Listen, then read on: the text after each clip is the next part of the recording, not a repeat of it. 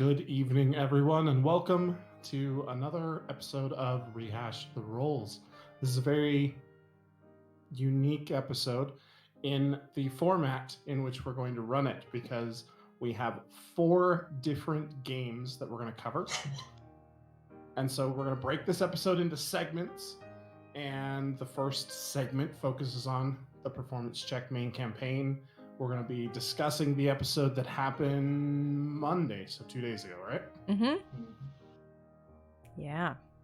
This evening, I am joined by Lydia herself, stay-at-home Deanne, the game master for that game.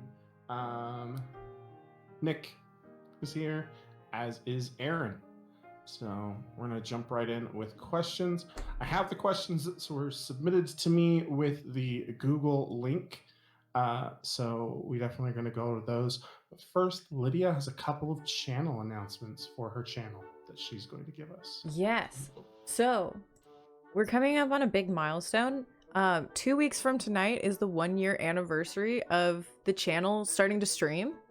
So yeah, that's really exciting. That's really fun. We are going to have just a small little happy party celebration that night. It's not going to be anything super big because we will have Rehash that night.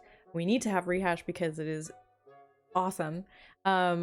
So we are going to have our giveaway for the month of March during that stream. So instead of having it during a performance check episode on Monday, it is going to be next week during Rehash. You will be able to enter the giveaway at any point during Rehash the Rolls, and we will draw the winner at the end. It is I hope that it gets to me before the show so I can show it to you on the stream, but it is a customized D20 with the channel logo on it. That is the giveaway item. That's the prize. So come in a couple weeks for that. This is gonna be cool. And the other announcement specifically, oh my gosh, I can't even remember. Oh yeah, Star Wars Saturdays are a thing of the past. They are not on Saturdays anymore. They are Thursdays. I just don't have a cool alliterative title for them yet. So they will be on Thursdays if you want to play Star Wars games. And they'll be over before Critical Role. I gave you the alliterative. Star Wars Thursdays.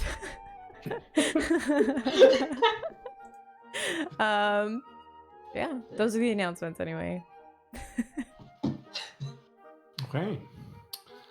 So, like I said, we had questions submitted to us through a Google form. That will be how Rehash works going forward, is we will have a Google form every week, every 2 weeks, whatever. Submit your questions that way. Show up in a fancy little spreadsheet, which makes it easier for me, the interviewer, to find them rather than hunting through a Discord.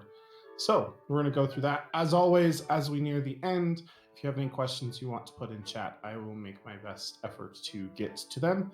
But keeping in mind, we have 4 different episodes to get through in one night. If I miss them, I apologize. So we have a handful of questions that were submitted for the Performance Check main campaign, which is what we're covering this evening. On this segment, Aaron, this one is for you. On a scale of 1 to 10, how stressed are you about entering Dubro with the party? Oh boy. Me personally, I mean, I guess I can kind of take myself out of the mentality, but I'm like a 6 to 7 personally. Thorak is at a 10. He's stressed as all hell. He's panicking. He's thinking, we all know what Torm told him to do. Anyone or anything that knows. And it's like, oh, hey, let's go to the place that has all the concentrated knowledge on this. Cool. I love having new friends. Mm-hmm. So he's stressed. I'm all right. I'm kind of stressed. I think after the game we were talking about like, oh, what happens if they go in like the cathedral or whatever, like the chapel, and I was like, you don't think that there's just statues of the guy like around town? Like, I'm not saying it because I don't want to give you the idea. Oh, what's up? I know what's up. Just tell everyone it's Moradin, Yeah. No, these are all my family. Yeah, we all look the same. And you can't say it's Moradin because you were just in a temple of Moradin that had a statue of Moradin, so you know it's not the same person. And you can't pull that racist like, oh, all dwarves look the same to me. Like that doesn't fly.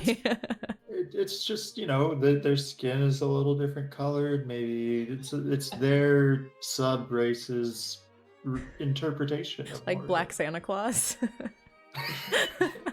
It's Underdark Dwarf Moradin. Oh, Yeah. Yeah, yeah. Okay. So let's jump on to the next question then. What do, and I apologize if I butcher names, Denono and Thorak think of the captain thus far? Start with that question. Well, Denono is typically pretty insightful, perceptive. He knows that there's still something that is the captain is not really saying. He doesn't know what he has lied about, but he knows that there's just something off. So he's reserved about the captain. Definitely also come on, man, it's not all about money. There are so many important things in this world. But at the same time, the captain, I think, enjoys being a somewhat humorous person. He's got a good sense of humor. And Denono appreciates what he can get. Doesn't always get all the jokes. Oh. But I look forward to all of the instances of Denono laughing when he definitely shouldn't be.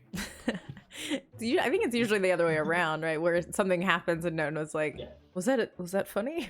Was that a joke? yeah, much more often than that. Oh man. What about Thorak? Let's see. Thorak. I mean, first impression, Thorak likes him. He thinks he's a weird little guy, but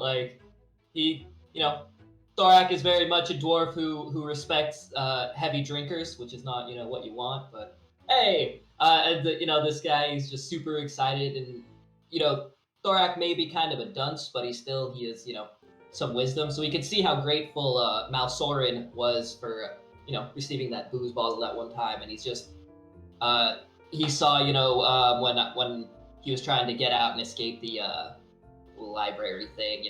Malsorin was up and ready. Denono was obviously first up and ready, and then Malsorin was ready to kind of with the assist if we needed. And so he's just he keeps seeing Malsorin, be a homie, and so he likes it. Also, his name's Malsorin. Definitely. We never forget to say the fake name, not the real name. All right, and Lydia, Spencer, aka the captain, wants to know, has anything about how I play the captain been surprising or different than how you expected based on the convos prior to me joining with him? So, the major thing that surprised me was the voice, because the backstory that Spencer sent me is beautiful and super well written, because Spencer was like a creative writing major in school and really knows how to write. And the voice that comes across is so gritty and rough and intense. And so the first time Malsorin started talking, it was like, "Hey, I'm a little kobold guy." And I was like, "Oh gosh, that's so cute." It was a little, that was surprising for sure. I also find him a lot more easygoing than I would have expected. The fact that everyone belittles him and calls him an actual child all the time, he seems to not mind that, and that's a little surprising to me. That he doesn't object to more things than he does currently. Okay, I'm going to ask this question, and then there is a shrieking, bloody murdered child in my background, and I'm going to go find out why. So let me ask that question, and then I'm going to go do the dad thing. Denono has been away from his village for a couple of months and has had a lot of experiences since then. Yanni has only been away for a couple of weeks. Do you foresee any competitiveness between the two of them? Well, I know that there definitely was not exactly competitiveness between the two of them. Yanni was always just kind of good at stuff, especially when it came to intellectual stuff. Um, and she was aware of that, and she was very unaware of how belittling she could sound sometimes. So she wasn't like trying to compete with Denono, but there were many times growing up where she just could be a little bit annoying, a little bit what's the word? Insulting, frankly. Yeah. Uh, and so once Denono had had those experiences, he felt like, oh, I can finally compete, which she was never trying to, and he wasn't necessarily wanting it to turn into that. But yeah, if you saw that particular episode, she she started talking about different things that she could do and how cool it was or whatever, and Denono was just like, I can stop this. I can finally do something about this. So how will you feel if you come back from Dubro and she's like a level 12 wizard? I mean, level 12? We don't know what levels are. But, like, she won't be able to turn into a horse the same way that Denono does. If she turns into a horse, it'll be a dumb horse. So, like... And I think Denono also... Sorry, he also has his full runic thing he's doing. Like, that's never going to be someone else's. That's his, you know? So Yeah. it's like, even if she is a level 20 Grandmaster Wizard, Denono's got that dope runic stuff. Yeah, so like, you know, he really genuinely wants her to, like, you know, he feels responsible for when she died. And so he is definitely not trying to compete anymore. He is happy if she gets things that she wants. So yeah, I don't really see much competitiveness in the future. I feel like now that Denono has something to bring to the table, when Yanni talks about her achievements, Denono will perhaps in a more friendly way relate and talk about cool things he's been able to see as well. And, you know, there'll be more of a sharing than a competing. At least until Thorak comes back and murders her teacher. I plead the fifth. All right. So, last question that we have in the submission. If you have anything that you'd like to ask the cast, go ahead and put it in the chat. But how do you all feel that your characters and party as a whole is adjusting to your newest party member? I mean, mine's pretty seamless. I mean, Thorak grew up in basically a commune, so it's like, if anyone did, you know, was to come and visit, like, they would just accept him. Like, he's a very accepting person, and he hasn't seen any red flags, so it's like, yeah, I mean, we have a new party member, he hasn't tried to kill any of us, and he likes drinking. Cool. Yeah, I feel like I'd almost repeat what I said previously about how Denono currently feels about the captain. But I think the party as a whole has shifted dynamics slightly. I think Elias has a little bit more support in some of what he does, but also a more like a closer match filter, so that because there were so many times where Elias would be doing something and Denono, Thorak, and Store were all like, don't do that. That's not good.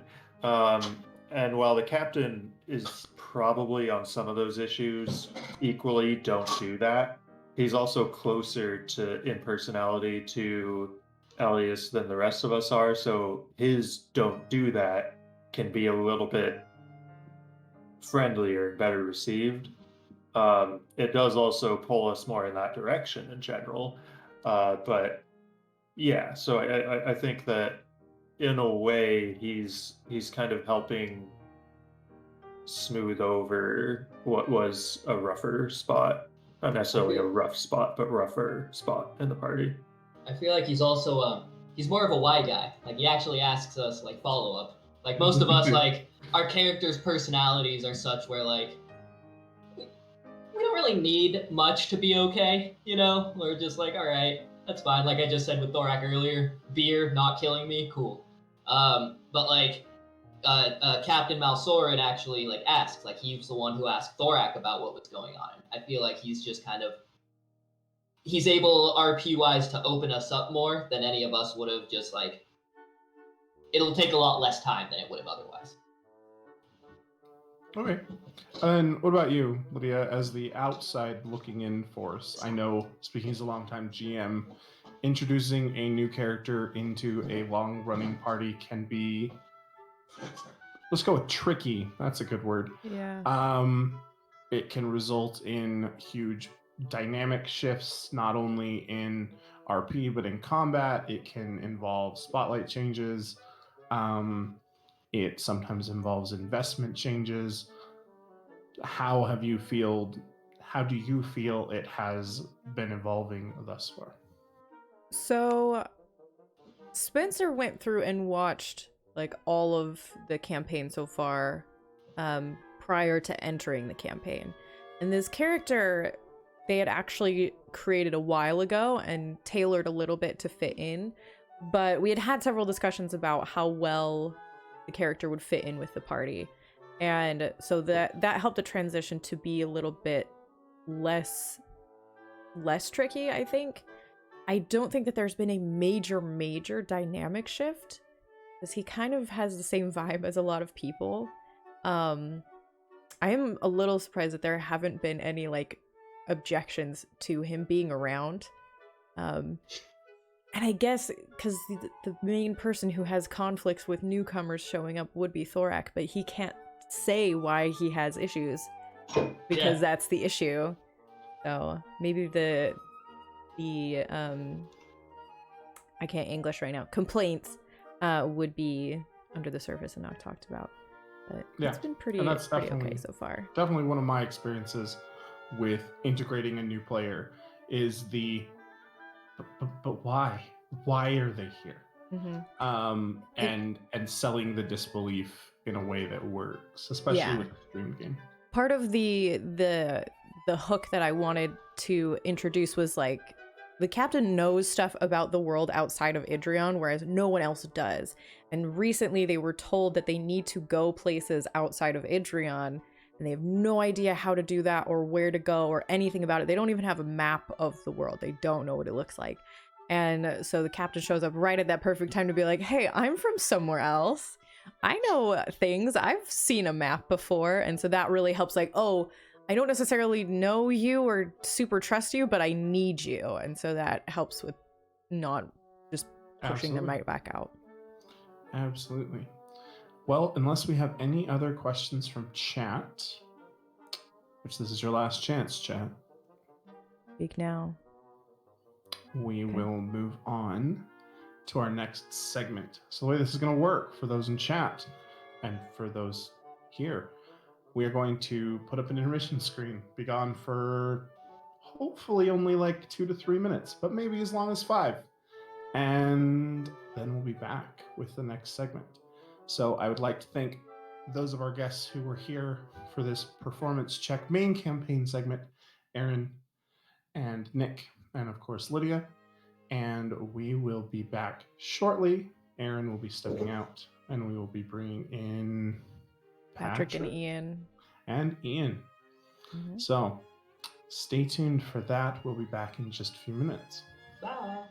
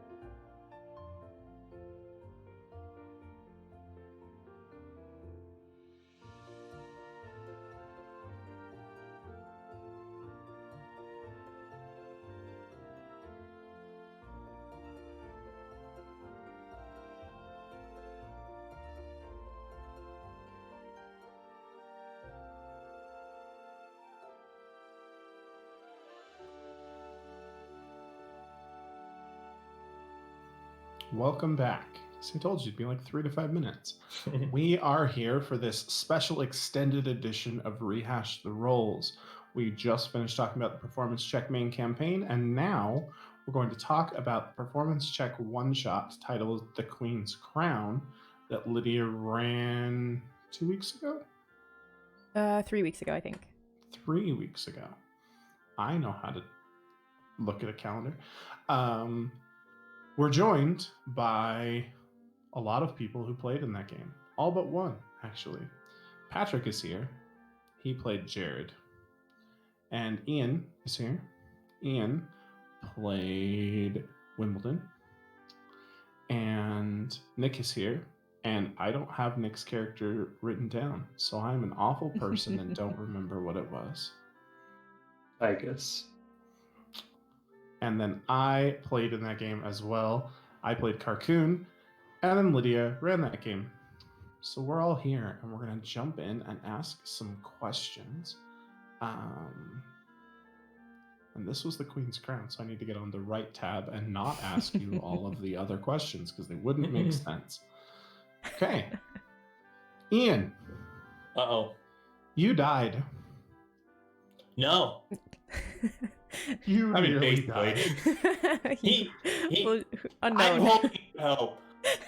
There's no hope. There's no hope. You were It's unknown. How did it feel to be betrayed by Jared? Really, this was a personal slight from Patrick to me personally. No, just kidding.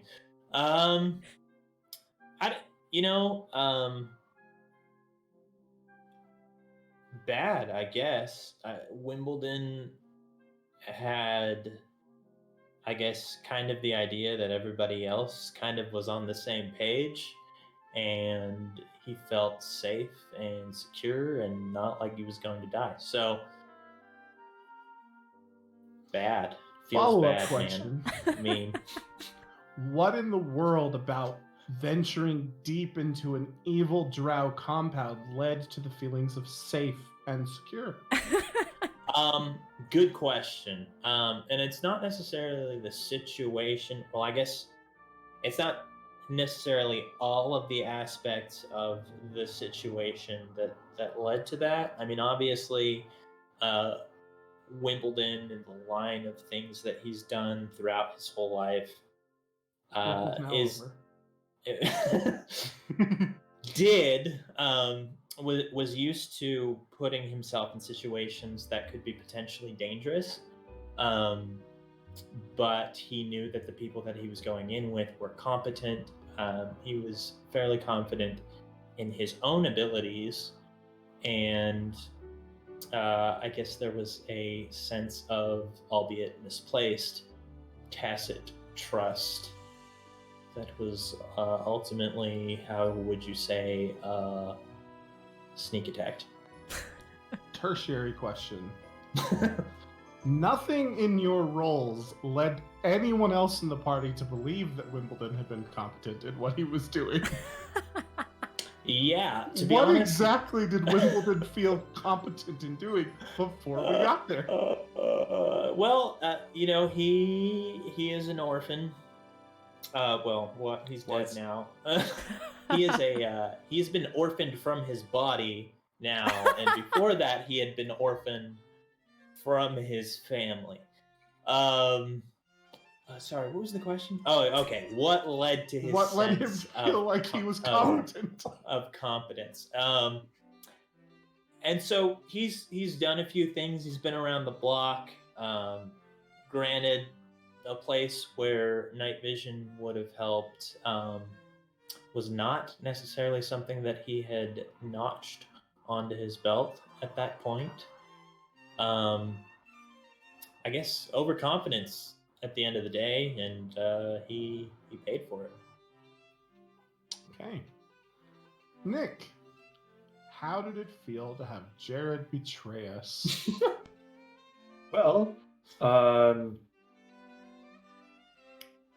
I think that Tygus was not exactly expecting that, for sure. So here's a question I have: yeah. Is Tygus even aware that you got betrayed? You weren't in the room. You ran. I think I remember feeling like something must be up because it had been so long that Jared was Well, up there. if I remember correctly, Wimbledon shouted in pain, and that's when we all bailed. Yeah, I think there was There's a no bleeding indication halfling coming that down the came from stairs. Yeah, I No will say, indication that came from Jared. yeah, That's true. Like, we both went up there, and neither one of us. I mean, I guess I kind of stumbled down the stairs. Yeah, I agree with Patrick. Okay, so let's rephrase this then. Nick, how did Nick feel about Patrick screwing us all? I felt like it was a cool twist. I liked it. I have, I think as far as like Tychus's goals are concerned, he would have really liked to have done the job that they came for, especially killing Chiskema. But like he got what he really valued most was getting his friends out of there. So, I don't feel unfulfilled at all. And I think it makes for a better story the way it happened. So, yeah, I'm good. Okay. And then the same question was directed to me, and all of these questions were asked by Lydia, except, the secondary and tertiary ones to Ian. I live in a world where, as someone who's run a lot of one-shots that are canonical, like this one was, I live in a world where I firmly believe one-shots are the place for crazy crap to take place, and for everything to go off the rails because the game ends that night, and there is a high chance you'll never see these characters again, depending on the group you play with. So I like when characters make an impact in such a way that those characters have to be remembered going forward. So for me, that was the reason, what motivated what I did, and it made sense that Jared was going to do the things he did, because it's a way to make an impact, and it's a way to become a permanent part of a game world. That brings us to the next question, which was asked by Anonymous. Thank you, Anonymous, for asking this question. Like the hacking group, or is that? I certainly hope not. If they hope have not. their attention on us, that's a Organization problem. Yeah, exactly. I'm concerned. Asking questions. Hopefully that means they like us, right? Yeah, right. Unless Yeah. we say the wrong thing, be very careful with your Be answers. very careful with your answers. And we've covered some of this because it was replaced of how do y'all feel about the shenanigans that took place with Jared betraying everybody, but also Carcoon going off script to find a purpose for his Minotaur. So let's start with Nick, because I think Nick was the most involved with that metamorphosis. What was your take on those events when Carcoon essentially, broke and arrowed the plan? It's adorable. Yeah. It's just like that storybook moment. And especially, like, in some ways, I can't really separate a lot of my feelings from what Titus was feeling because I was in the moment there, And Titus, had spent the past few months brooding and angry, and ashamed, really, because he had lost his party down there, basically. And so he was kind of there, like, with hopes of saving some of his friends, but also with a strong feeling of vengeance. And when Carthoon came and just said that, he was reminded of what it was to be a good person and not, he had kind of turned inward again, which was something at the very beginning of the campaign that Titus was in. He was pretty self-centered and pretty looking out for his interests, but became less so. But yeah, he kind of reverted once his party got totally taken apart. So yeah, it was like, yeah, there are good things and important things. And so feeling that as the character for me, Nick, was just, it feels nice. This is very, yeah, touching. We'll jump to Ian next. How did you feel when, and immediately you were in another room dying, as you do, apparently. But how did you as a player feel about watching Carcoon go off script? I, I was like, what in the world is going on? Because like I'm dying. Wait, I can't really remember the sequence of these things. Pretty sure that we were already leaving before you got Yeah, shot. we Yeah. were leaving before you died. Mhm. Yeah. Marginally. Okay. So okay, that explains kind of, because I remember thinking like what in the world is going on? Like we've got a plan here, whatever. And then yeah, that was kind of my thoughts. Not in a frustrated sense, but I was just like, this is going to be interesting. It looks like everything is just going to implode. And then Patrick did me a confused, and it exploded instead, which yeah, that was cool. But yeah, it was interesting. It was like one of those. I think that was the moment where I, as a player, was like, this is not going to be nearly as formulaic as I thought. And then I was like, what is? Oh, it's got it. Oh wow, it's having like a midlife or whatever, like an existential crisis on the floor below. And meanwhile, I'm trying to listen into what's going on up here, and boom. We all know how well that went. Yeah. All right, Patrick. While you were deep in your pit of terrible, awful, horrible human beingness and killing your Betrayal. friend, Mhm. how did you feel when Carcoon went off script?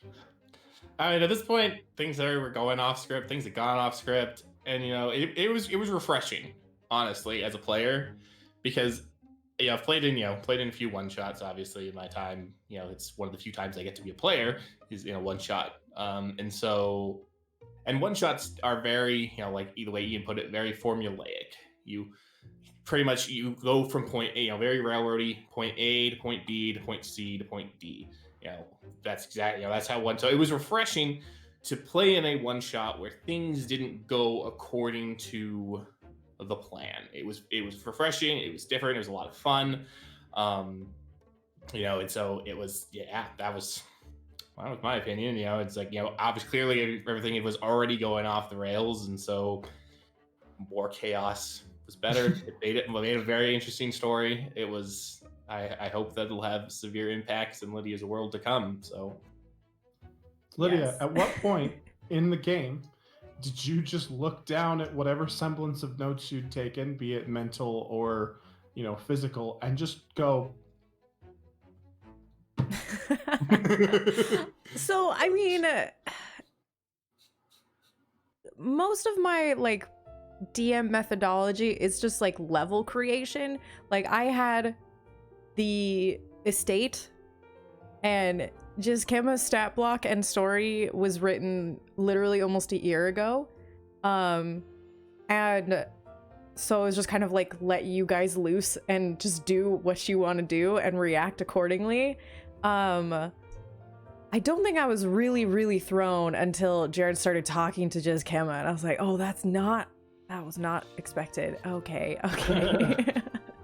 But I mean, I just like to sit and watch everything burn.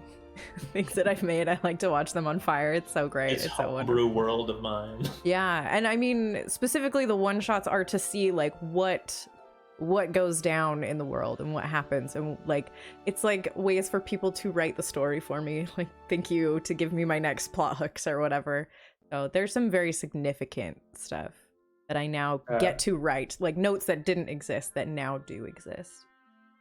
And I was just thinking with Patrick's comment that one shots are typically formulaic or something. I'm like, I mean, at least half of ours have been very unformulaic at times. Like, you know, the summer mid not what's picnic on the purple lawn Oh yeah. with there's a new queen apparently. Yeah. And that's all because of the players. I don't ever have any plans. If you guys were formulaic, it would be formulaic. I never. And I think that speaks to, for lack of a better term, you being a new generation GM, right? Having someone who's picked up the hobby very recently, whereas people who've been vested in the hobby for, in my case, a lifetime. You know, one shots have definitely evolved from what they used to be. I mean, one shots rarely were a thing in the past just because the mechanics of the game took long enough that your one shot would be 8 hours. But, you know, I think that speaks a lot to how you tell stories and how you run a game, as well as just your generation of storytellers that you were a part of with all of these people who have found the hobby very recently. And that's a great thing. I lost my place. I made one other comment. Yeah. Just so Lydia's first experience as a DM was a one shot in this world in Ozamor. And it was just at home before we started our first campaign. And it was like retrieving something from a wizard's tower. And similarly, everyone had their own separate motives. Similarly fell apart right at the end. The miracle no one died. Was the Patrick in that case, releasing a I don't know, some kind of fiendish warlock patron. Which is still somewhere, by the way. He's flying around. He's out there. Mm-hmm. Yep. So just that hasn't come on video before, I think. So, hey, everyone, there's a fiendish patron somewhere out there in the world. I think we should coin the verb "pull to Patrick" for when people just outright betray everyone. I'm not sure I want my name associated with that. That's unfortunate for you. You made the choice. Can we say pull a Jared instead? Nope, because of real world problematic Jareds, probably not. Nope, it's definitely pull to Patrick. So 3 more questions actually. I scrolled down and there's another one in purple. For Lydia, how would Carcoon have gone about becoming independent? And this is from Jenny. That's all it says. Becoming independent. Had Tygus not done what he did, I feel like that would have been kind of tough. If Jared had continued off to do what he did, I think Carcoon probably would have gone torn apart. I think everyone separating would have been very, very problematic. Had Jared followed through with the plan and Jessica had been killed and the crown retrieved, I don't know, I feel like that's more a question for you and for Carcoon to figure out. Is like, how attached would he have continued to be to Jared at that point? And I guess my question is for you, and I don't know because I'm not, Jenny, but are we talking about in the game where it was very clear that Carcoon, up until a certain point where Jared's nefariousness was becoming slightly more on display as the threads started to, because while he may not know of the actual betrayal, it became very clear that the Weezer song Sweater was taking place and someone was walking away with this thread really a lot earlier than that, as a thing. Or do we mean, how did he get away from, your version of the labyrinth? How did he become independent there? Which is, I wonder why, if the question was addressed to you rather than to me. I was thinking that was probably the question. Like way, way, way a long time ago? Yeah, about 3.5 years ago in Eric's headcanon of Carcoon's existence. I mean, So, well, because Right. the 'Cause cult as a of player, Baphomet I doesn't said- let go of their minotaurs all that easily. That's Right. Yeah, I as a player said to Lydia, I want to play Minotaur. How do I do that? And Lydia was like, you essentially have to have broken out of a cult. And I was like, I did that. I'm playing a Minotaur. yeah, and like quite literally, that's how it would have had to happen. Because the minotaurs, while they are gifts from Baphomet, they're not viewed as like these amazing, holy. They're very much viewed as like dangerous creatures, and it's not uncommon for the cultists to hunt and kill them. It's very, very prestigious to one-on-one a minotaur in its own labyrinth and kill it. That's very, very prestigious thing. That's why they keep getting recycled and all of that. So it would have had to be Carcoon getting so fed up that he managed to find a way to get out of the labyrinth, kill all of those cultists, and then assimilate himself into society. So it'd be really, really difficult for him to have done that. Everything about that sounds like Carcoon. Yeah, yeah. And that is, I mean, it's feasible, it's doable, he did it, but very, very hard. And as for the other version of this question, just in case that's the version that was intended to be asked, if Jared had not betrayed everybody, if we'd followed through on the job, I had mentioned to Patrick going in that Carcoon had started to have twinges of conscience and had started to have feelings of independence, and that they were probably in a position where their relationship was rocky overall.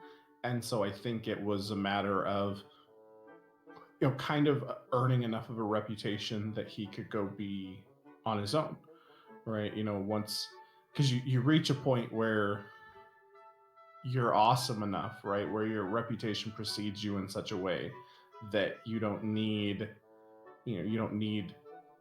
the Jared to get you indoors, right? You just Mhm. need the clout, to use that terrible internet term. And I feel like this was probably his last job with Jared anyway, just because at this point, I've got an underworld matron on my kill tracker, right? Like that's Mhm. not a insubstantial thing. Yeah. I mean, So, go ahead. No, you go ahead. I was just going to ask the next question. So Yeah, if you go had ahead. something to add there, go for it. I mean, it'd be really, really hard, honestly. Idrion specifically, not a diverse kingdom. There's not a lot of monstrous races just wandering around. It'd be really, really difficult for a Minotaur to go and be his own man without being, hunted with pitchforks everywhere he showed up. It'd be really, really hard. He'd probably have to find a way to get off continent, which is so supremely difficult. Guess it's a good thing that he now works with Tychus. Who poofed him right into the middle of the capital city. With a story of the fact that he got out with his help. Yes, to the head wizardress of the kingdom, which is great. She's nice. She's really sweet. He probably doesn't have a problem with it. That's good. Mm-hmm. All right. So, there are a couple more questions here.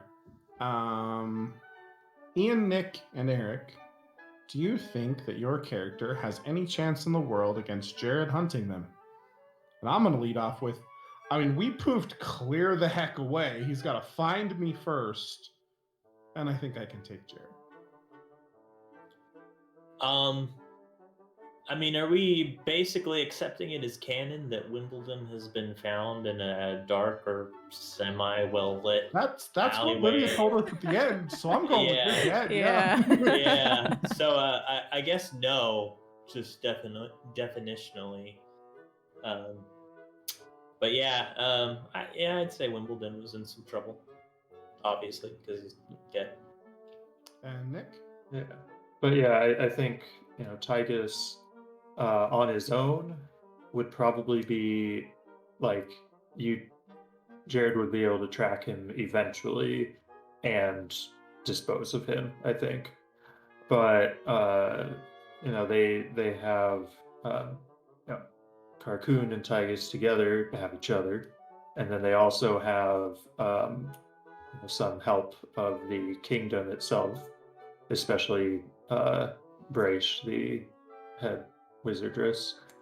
Um, and then he did get his friends back, some of them, obviously.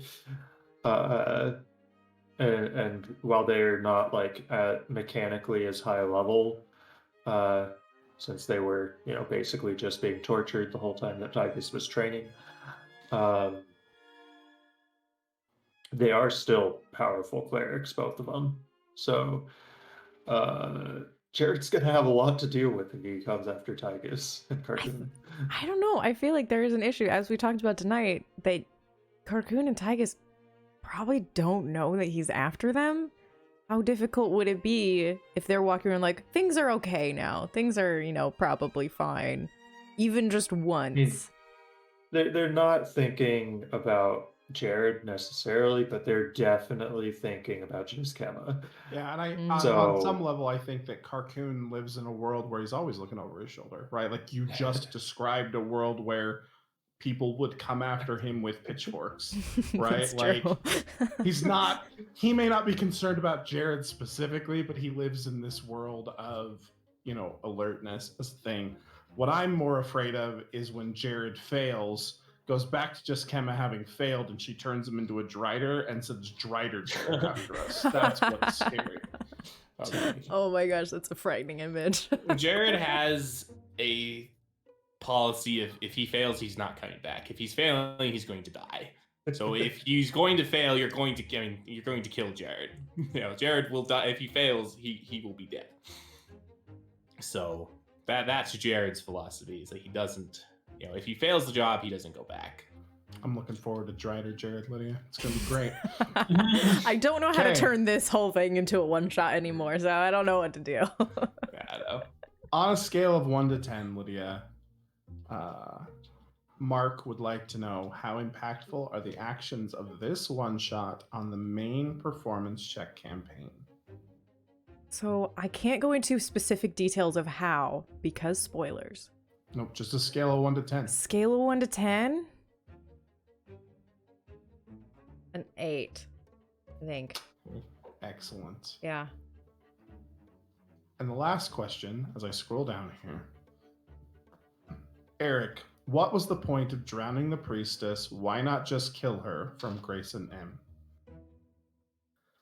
I drowned the priestess actually for a couple of reasons. Number one, it was awesome. It was. Most importantly. Agreed.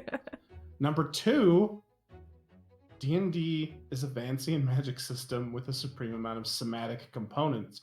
You can't use somatic components, or verbal components, not somatic components, when you're underwater drowning, because you can't be talking. And once it was clear that she was a caster, Carcoon was a tactically minded, trained individual who was going to prevent casting, and that's just how I play games. As for why not just kill her, I haven't done a ton of D&D combat as a thing, and I never know. Hit points can be finicky. Sometimes monsters / NPCs can have vastly more hit points than a player may view as likely. And so I didn't know if I could one-shot the priestess, even with the damage she'd already taken. But I knew I could make her stop casting if I could shove her head underwater. And so that was my reasoning. Carcoon used drown. It was super effective.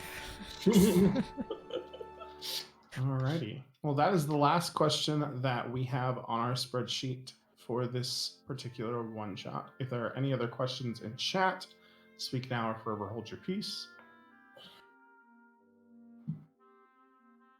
There have been no questions that have come through in chat. So we are going to do that little segment break thing once again, where we're going to step out, let some people shuffle around places. We'll come back with Rehash the Rolls for the Ready to Roll one-shot Darkest Devotion, where we will be joined by Sarah, who played in that game, and I believe we're saying goodbye to Nick and to Ian. Yeah. Right Yeah. now. So I Ian would will like to return. thank you. Ian Ian will be back. So Don't if you like forget Ian a Ian. lot, like we do, Please don't actually back. fully go Oh. away. I have a date. Just I- kidding. I don't. And it's you. COVID. Just tell her you'll be on the Zoom call in a few minutes. And until then, thank you so much, Nick and Ian, for joining us for this segment.